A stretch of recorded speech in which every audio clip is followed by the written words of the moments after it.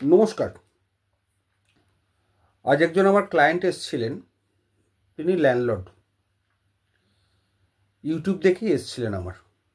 বহুদিন ধরে ইউটিউবে ফলো করছিলেন। তার সমস্যাটা পিকুলিয়ার। তিনি খুব ভদ্র এবং ভালো মানুষ। কথাবার্তা শুনে মনে হলো এবং তার যা কাজ কারবার তা দেখেও মনে হলো। তার এক গরিব ভাড়াটিয়া ছিল। নামমাত্র মূল্যে তাকে একটি ফ্ল্যাট ভাড়া দেওয়া হয়েছিল পশ এরিয়ায়। তার অবস্থা খুবই সঙ্গীন ছিল বলে আমার ক্লায়েন্ট দিয়েছিলেন। তার অনেকগুলো ফ্ল্যাট আছে। ভাড়া প্রথমে দিচ্ছিলেন, তারপর একটি চিঠি দিয়ে বললেন, আপিল করলেন আমার ক্লায়েন্টের কাছে যে আমাকে ভাড়াটা মুকুব করে দিন, আর দিতে পারছি না, আমার এই অবস্থা সংসারের খুব টানাটানি যাচ্ছে। দুঃখের কারণ দেখিয়ে করলেন। আমার ক্লায়েন্ট ভালো মানুষের মতো আবার চিঠির জবাব দিয়ে বললেন যে ঠিক আছে, তোমার এই দুঃখ আমি আর দেখতে পাচ্ছি না, সত্যি করেই অনেক লিখে টিকে আর বাড়াচ্ছি না, ভাড়াটা তোমাকে মুকুব করা হলো। খুব ভালো কথা।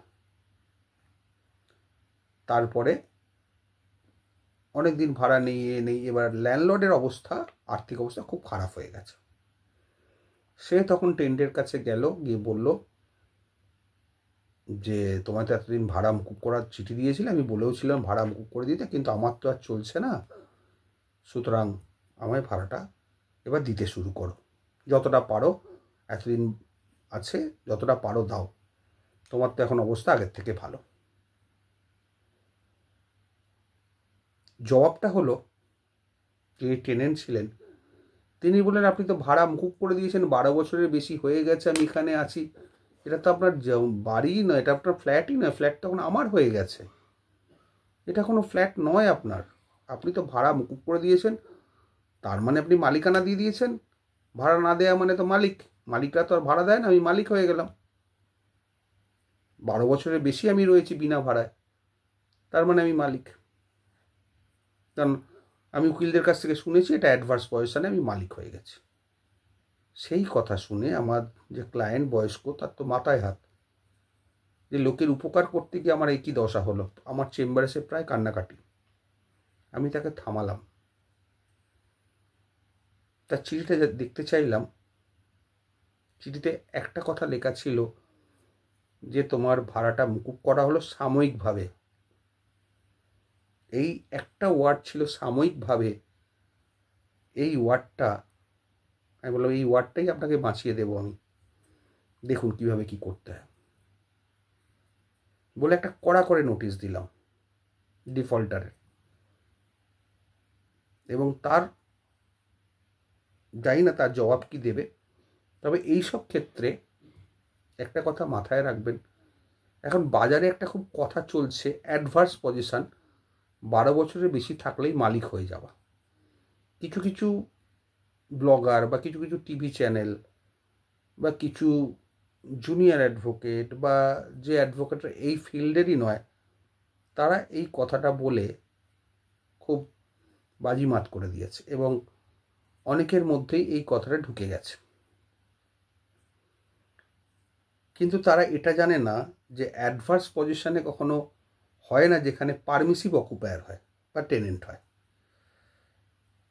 সে 50 বছরও ভাড়া দিয়ে যদি নাও থাকে, তা সেও টেনেন্ট। 12 বছর তো পরের কথা। এই আইনগুলো অনেকে জানে না, আর ভুল বোঝাবার লোকের অভাব নেই। ভুল বোঝাতে মানুষকে পারলে, যাই না যে বোঝাচ্ছে সে কতটা জানে, কিন্তু মানুষের যে কত বড় ক্ষতি হয় সেটা বোঝে না। আজকে যে ভদ্রলোক এসেছিলেন তাকে আমি আইনটা বললাম যে দেখুন, আপনার ভয়ের কোনো ব্যাপার নেই, আপনি যখন আমার কাছে এসছেন আপনি নিশ্চিন্তে থাকুন, ওই ফ্ল্যাট আপনাকে আমি উদ্ধার করিয়ে দেব। কিভাবে করাবো আমার ব্যাপার, আপনি আমার উপর ছেড়ে দিন, আপনি কাঁদবেন না আমার চেম্বারে বসে। খারাপ লাগে জানেন তো, একটা বয়স্ক লোক যদি এসে কান্নাকাটি করে, চোখ দিয়ে তার জল বেরোচ্ছে, তিনি প্রায় প্রতারণার শিকার, মানুষের উপকার করতে গিয়ে এইভাবে তিনি ঠকবেন তিনি অত ভাবেননি। যাক, অনেকে আছে নরমের ভক্ত শক্তের জম। এটাই হয়েছে ব্যাপার। যাই হোক, আমি ওনাকে আশ্বস্ত করেছি এবং আপনাদেরও বলে রাখি, যখনই কোনো এই পজিশানে পড়বেন, যদি কোনো টেনেন্ট, লাইসেন্সি যেই থাকুক না কেন, লেসি যদি বলে 12 বছরের বেশি আমি আছি, আমি মালিক হয়ে গেছি, ঘাবড়াবেন না, ভুল করবেন না। A tenant is always a tenant. আর অ্যাডভার্স পজিশনের নীতি হচ্ছে বা স্টার্টিংটাই হচ্ছে, কমেন্সিং হচ্ছে যদি কেউ জোর করে ঢুকে থাকে, ল্যান্ডলর্ড বা ওনারের পারমিশন ছাড়া, ফোর্সফুল পজিশন, সেই ফোর্সফুল পজিশনের এগেনস্টে যদি ল্যান্ডলর্ড বা ওনার কোনো স্টেপ না নেয় 12 বছর, ইভেন কোনো লেটারও না লেখে, কোনো ডিসপিউট অ্যারাইজ না করে, কোনো ক্রিমিনাল মামলা না করে, কোনো সিভিল মামলা না করে, একদম চুপ থাকে 12 বছর বা তার বেশি, সেক্ষেত্রে যিনি বসে আছেন, জোর করে যিনি গেছেন, তিনি অ্যাডভার্স পজিশন ক্লেম করতে পারেন, মামলা করতে পারেন, সেক্ষেত্রে আইনটা তার ফেভারে। Otherwise not. আপনি কাউকে টেনেন্সি দিলেন, কাউকে লিভেল লাইসেন্সি দিলেন, কাউকে লিজ দিলেন, সে 12 বছরের বেশি বসে থাকুক কি 50 বছরের বেশি বসে থাকুক, তার স্ট্যাটাস কিন্তু সেটাই থাকবে। আপনি মামলা করবেন, আপনার আর্থিক প্রয়োজন, অভাব থাকতে পারে, আপনি মামলা তখন করতে নাও পারেন, বা ইচ্ছে করে করলেন না, কাউকে দয়া দেখালেন, কিন্তু এইগুলো দেখানো সত্ত্বেও সে কিন্তু বাড়ির মালিক হবে না। টেনেন্টই থাকবে, লেসি থাকবে, লাইসেন্সি থাকবে। যদি না সে বাড়িটা কিনে নেয় বা বাড়িটা আপনার থেকে গিফট পায় বা কোনো রকম রেজিস্টার্ড ডিড তার মানে আপনি তাকে না দেন। আশা করি বোঝাতে পারলাম। সুতরাং ঘাবড়াবেন না, এগিয়ে যান।